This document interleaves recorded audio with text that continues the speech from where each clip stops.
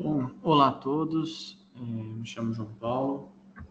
Antes de começar a apresentação, queria dizer que é um prazer enorme estar aqui novamente, apresentando um outro trabalho.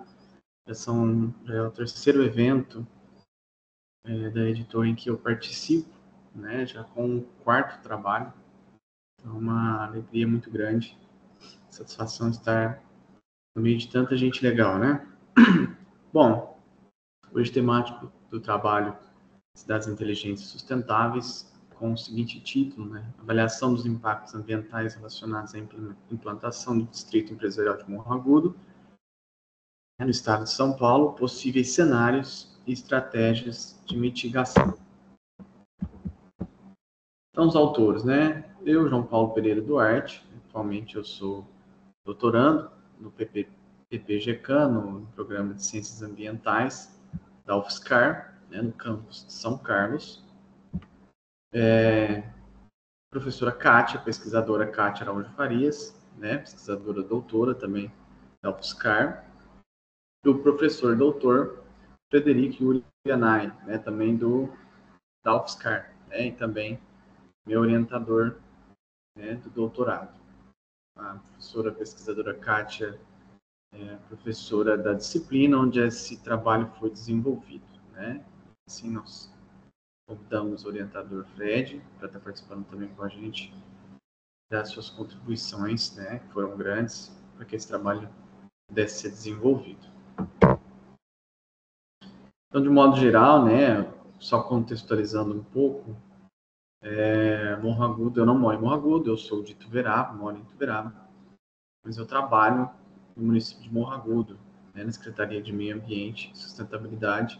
Eu sou agrônomo, então nós lidamos bastante com essas questões, obviamente, ambientais no município. E foi daí que surgiu a ideia da gente desenvolver esse projeto, desenvolver esse trabalho em torno de impactos ambientais, estudos de impactos ambientais, as intervenções no meio ambiente, enfim, uma coisa prática, que realmente estivesse acontecendo no município e que, em cima disso, nós pudéssemos estudar. Então, aí, os impactos ambientais analisados no checklist. Daqui a pouco eu mostro, qual que é o local, enfim, contextualizo para vocês. Então, a coluna da esquerda, positivos ou benéficos, negativos ou adversos, temporário, permanente, curta duração, enfim. O trabalho está lá, está escrito. E aqui a apresentação também, a tabela completa, vocês podem acompanhar. Então, só um exemplo, positivos ou benéficos. Se, por exemplo, o efeito gerado for positivo para o fator ambiental considerado. Então, por exemplo, média duração, quando é necessário decorrer um certo período de tempo para que o impacto gerado pela ação seja neutralizado, tá? E aí, os cenários de estudo de viabilidade socioambiental e socioeconômica, a gente elaborou essa tabela para ficar assim mais clara, as análises realizadas em relação a este trabalho. Então, a gente tem os itens analíticos, controle ambiental, situação ambiental, recursos naturais. Aí nós teríamos aí os hipotéticos cenários 1, 2, 3, onde no cenário 1, por exemplo, o controle ambiental seria ostensivo, com manutenção na qualidade ambiental, com a intensificação na pressão sobre os recursos naturais a curto prazo, porém com a mitigação a médio e a longo prazo. Empregabilidade melhoraria a renda da população, articulação no mercado, arrecadação tributária, aumentaria também. E o papel do Estado, nesse caso, e aqui é o principal ponto, acho que é interessante da gente observar, seria o papel de governança pública municipal forte, tá? Com intervenção, com acompanhamento, com fiscalização, como a gente pode acompanhar em todos os demais fatores aí elencados acima. Já no cenário 2, a gente teria controle ambiental precário, como redução da qualidade ambiental, intensificação da pressão dos recursos no curto prazo, melhoraria, claro, a renda da população, integração dos mercados, aumento das receitas, porém, o papel do Estado seria um papel fraco, onde não haveria essa fiscalização, os acompanhamentos, as compensações, enfim, aplicação da lei de um modo geral. E no cenário 3, obviamente, não haveria alterações, tá? Então, a gente manteria um cenário como é, de testemunha e tudo mais. Então, aqui na tabela 2, alguns impactos ambientais, medidas mitigadoras e potencializadoras. Então, a gente tem o cenário 1, e a gente tem aí os impactos, né, no meio físico, meio biótico, meio antrópico. A gente decidiu dividir desta forma para ficar mais claro, né, em compreensão e ser mais detalhista nesse sentido, porque quando a gente fala de impacto ambiental, a gente fala de coisas muitas vezes imperceptíveis, né, a olho nu, a uma percepção primária daquela situação, mas que devem ser levadas em conta. Então, a gente tem no meio físico, por exemplo, poluição sonora, né, aumento de processos erosivos do solo, meio biótico, supressão vegetal, obviamente, aquela supressão que vai ocorrer naturalmente para que você crie uma determinada área, né, no nosso caso, para um distrito empresarial. Assoreamento dos cursos de água, para o impacto na fauna aquática, e o meio antrópico, aumento da poluição sonora, agravos à saúde humana, é uma relação intrínseca, né, uma relação científica, né, se aumenta a poluição sonora, por exemplo, você tem aí um agravo à saúde do ser humano, principalmente aqueles que residem próximos ali. Tá? Ações mitigadoras seriam hipermeabilização das áreas construtivas, né, então esse seria um impacto negativo, no meio biótico, plantio de mudas, práticas de recolocação de espécies arbóreas. Então, aqui no primeiro, no meio físico, seria você ter áreas permeáveis, na verdade, né, para evitar esse tipo de situação. Manejo da fauna terrestre, né, então você acompanharia, teria profissionais da área e tudo mais para acompanhar, meio antrópico, indenização dos proprietários da área, tá? Só alguns exemplos para não ficar muito longo, né, meio físico,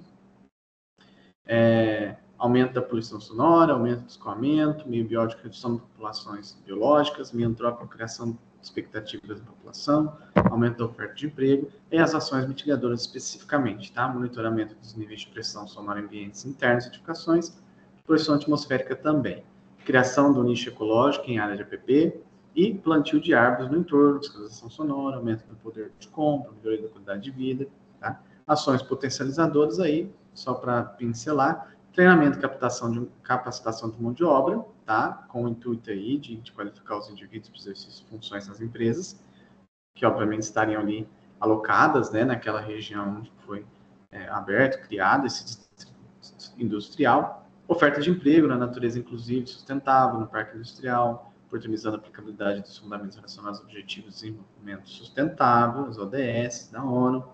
Enfim, né, uma questão totalmente aí de conscientização, mas na verdade de comunicação, né, de educação ambiental. Em planejamento estratégico, né, ações e metas voltadas à mitigação, a gente tem as ações, a gente tem as metas e direitos, vocês podem observar, por exemplo, realizar o plantio no entorno da área, incentivar o plantio de árvores nativas, e aí qual seria a meta? Né? Realizar a conexão dos fragmentos florestais por meio dos corredores ecológicos, havendo a necessidade, sendo o caso, né? Em projetos de arborização de praças e áreas verdes, no mínimo 70% das espécies indicadas devem ser do bioma Cerrado e Mata Atlântica, que são os biomas aqui do município. Então, a gente teria áreas próximas e áreas interligadas, áreas dentro desse contexto do complexo industrial, haveriam praças e tudo mais, que seriam necessárias seguir teriam como meta, por exemplo, essa porcentagem aí apresentada. Atualizar as informações ambientais do município, com tudo monitoramento, indicar áreas potenciais, né?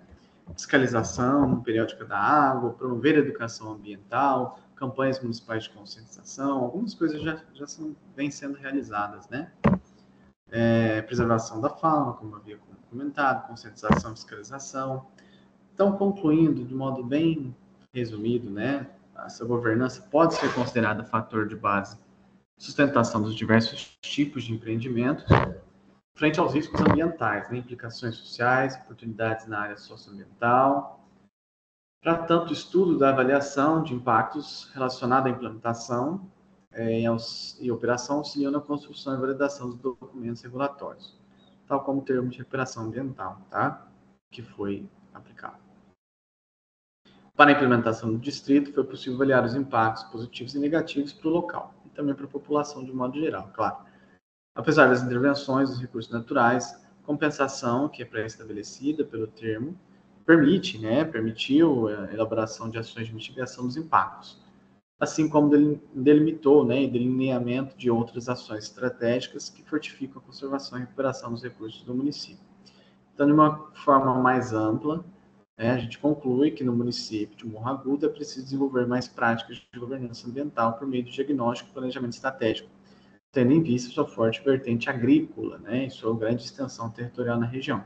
Então, nesse aspecto, tanto a área rural como urbana devem ser consideradas nesses estudos, de forma que os quesitos conservação e restauração ocorram por intermédio de ações de conscientização, recuperação de áreas degradadas, fiscalização, gestão e uso de tecnologia de forma intersetorial que caracteriza uma governança ambiental.